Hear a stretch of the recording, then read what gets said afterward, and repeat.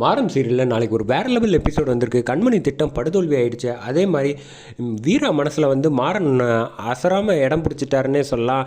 மாறனை நினச்சி ஒவ்வொரு நிமிஷமும் தவிக்க ஆரம்பிச்சிட்டாங்க. வீராக்குள்ளே காதல் வந்துருச்சு. வீடியோ பிடிச்சிருக்குண்ணா லைக் பண்ணிட்டு பார்த்து சப்போர்ட் பண்ணுங்கள் ஃப்ரெண்ட்ஸ். இந்த பக்கம் வீரா கிட்ட வந்து பாராட்டி பேசுகிறாங்க ராமச்சந்திரன். ஏம்மா பட்டு பட்டுன்னு எல்லா உண்மையும் வந்து சபையில் போட்டு உடச்சிட்ட பார்த்தியா, உனக்கு கரெக்டான பேர் தாம்மா வச்சுருக்காங்க வீரா லக்ஷ்மின்னு. நீ ஒன்றும் தங்கமான பொண்ணு அப்படின்னு நினச்சிட்டு மனசுக்குள்ளே நினச்சிக்கிறாங்க. உன்னை தான் என் வீட்டு மருமகளை ஆக்க முடியலை, பட் எதுவாக இருந்தாலும் நீ எங்கே இருந்தாலும் நல்லா இருப்ப அப்படின்னு மனசில் நினச்சிட்டு சரிம்மா அப்படின்னு சொல்கிறாங்க. நீ கிளம்புறன்னா கிளம்பு வீட்டுக்கு அப்படிங்கிறாங்க. வீரா வந்து கண் அப்படியே மாறணும் அங்கிட்டும் இங்கிட்டும் தேடுது. அதை பார்த்தோன்னா கண்மணி வந்து புரிஞ்சு கரெக்டாக பார்க்குறாங்க. என்ன மாறனை தேடுறியா, அவன் எங்கேயாவது அவங்க அம்மா ஃபோட்டோ முன்னாடி போய் உட்காந்து வழக்கம் போல் அழுதுகிட்டு கிடப்பான். உன்னை வந்து வசமாக வந்து என் வலைக்குள்ளே வந்து பிடிச்சிட்டேன் பார்த்தியா வீரா, உன்னை எப்படி எனக்கு வந்து சம்மதிக்க வைக்கணும்னு எனக்கு நல்லாவே தெரியும் அப்படின்னு நினைக்கிறாங்க. இங்கே வீட்டுக்கு கிளம்பி வந்துடுறாங்க. அந்த சமயத்தில் கண்மணி வந்து மாடிக்கு போய் அவங்க ராஜேஷ் அம்மா கிட்ட பேசிகிட்டு இருக்கப்போ வந்து கேட்குறாங்க.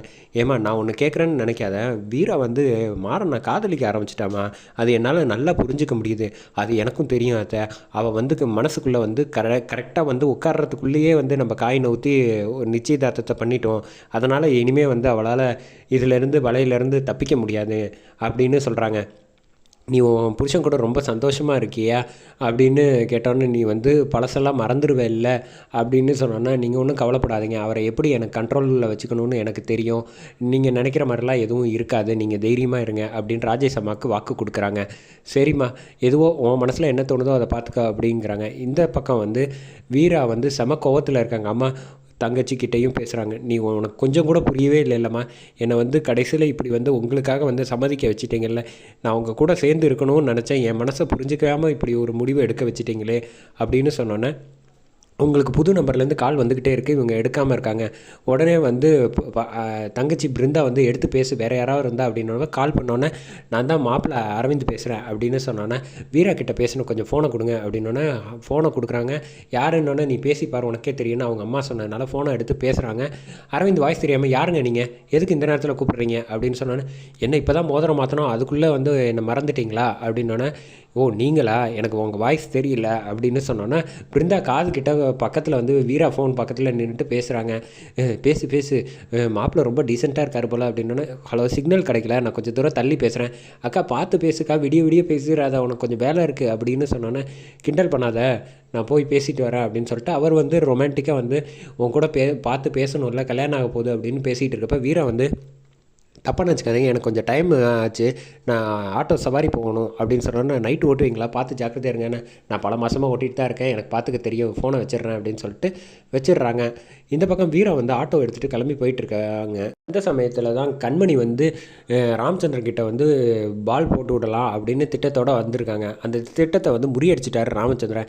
இந்த மாதிரி வீரா வந்து ஆட்டோ ஓட்டுறது எனக்கு மனசே பிடிக்கல, அதனால் நீங்கள் சொன்னால் கண்டிப்பாக கேட்பாங்க. ஏம்மா அவள் ரொம்ப தைரியமான பொண்ணுமா, சபையிலேயே பார்த்த இல்லையா, அவள் நான் சொன்னாலாம் கேட்க மாட்டா, அவளை பார்த்துக்க அவளுக்கு தெரியும், நீ தேவையில்லாமல் ரொம்ப தலையில் போட்டு தூக்கிக்காத அப்படின்னு சொன்னோன்னே, என்னடா இது, இந்த திட்டம் தான் போச்சு, இன்னொரு திட்டம் பேசலாம் அப்படின்னு சொல்லிட்டு, எங்கள் வீட்டில் வந்து அண்ணன் வேறு இல்லையா, அண்ணன் ஸ்தானத்தில் இருந்து மாறனை இந்த கல்யாணத்தை நடத்தி வைக்கணும்னு இதையாவது நீங்கள் செய்யுங்க, மாறனுக்கு நல்ல பொறுப்பு கொடுத்தா அவன் நல்லா திருந்திடுவான் அப்படின்னோடனே, எந்த வேலையை யார்கிட்ட கொடுக்கணுன்னுலாம் எனக்கு தெரியும், நீ ஒன்றும் தேவையில்லாமல் போட்டு குழப்பாத, அவனெல்லாம் நம்பி ஒரு சின்ன காரியம் கூட நான் கடையிலேயே கொடுக்க மாட்டேன், வீராவோட வாழ்க்கையை வந்து இவனை நம்பி கொடுக்க சொல்கிறேன், முடியாதுமா போமா அப்படின்னு துரத்தி விட்டுறாரு.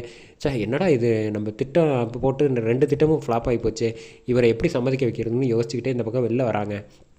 அந்த சமயத்தில் தான் வீரா வந்து ஆட்டோவில் வந்துட்டு இருக்கப்போ கரெக்டாக வந்து டீ சாப்பிட்லான்னு டீ கடைக்கு வந்தோன்னே, என்னம்மா அவன் கூட வருவானே அந்த பையன் மாறன் இல்லையா, அவன் வந்தான்னா ஜாலியாக கலகலப்பாக இருக்குமே அப்படின்னு சொன்னோன்னா, உன்னை நல்லா பார்த்துப்போம் வேறு அப்படின்னு சொன்னோன்னே, வீராவுக்கு வந்து மனசு பூரா மாறன் நினைக்க ஆரம்பிச்சிருச்சு. இந்த ஒரு செகண்ட்லேருந்தே ஆட்டோவில் வந்து அவங்க 2 பேரும் டீ குடிச்சிக்கிட்டு இருந்தது, நல்ல விஷயங்கள் எல்லாம் ஞாபகம் நினைவுகள் வர ஆரம்பிச்சிருது.